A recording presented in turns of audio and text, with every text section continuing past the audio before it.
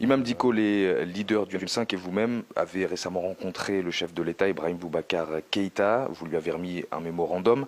Et à l'issue de cette rencontre, on a l'impression que le ton s'est à nouveau durci.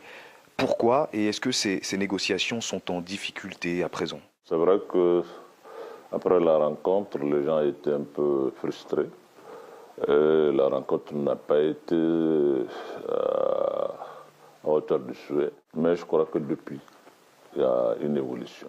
C'est-à-dire que le dialogue n'est pas totalement rompu. Maintenant, nous renonçons à la démission du président de la République parce que nous pensons que ça allait peut-être poser plus de problèmes que ça ne résout. Il faut évoluer et que lui aussi, il fasse un geste pour qu'ensemble, nous puissions trouver la solution. De source à la présidence, la démission d'Ibrahim Boubacar Keïta n'est pas envisageable. Reste le gouvernement d'union nationale.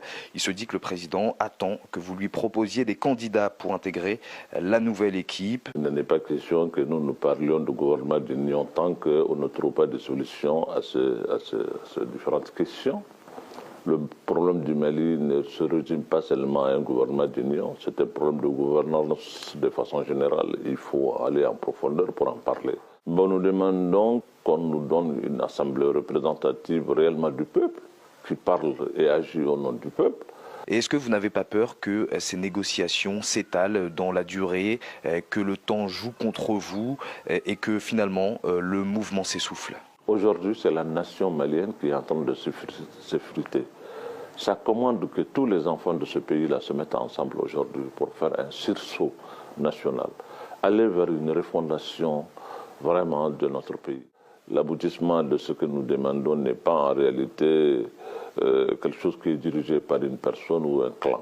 C'est tout simplement pour le Mali que nous agissons.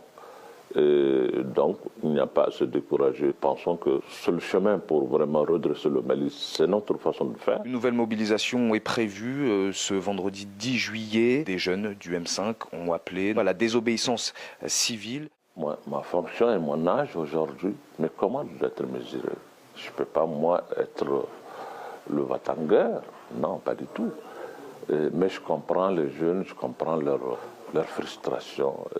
Mais aujourd'hui, nous devrons montrer à la jeunesse autre chose que la violence. C'est ce que j'ai dit et je continue sur cette ligne. Nous sommes fermes, déterminés et nous y allons jusqu'au bout, mais en allant avec mesure et retenue.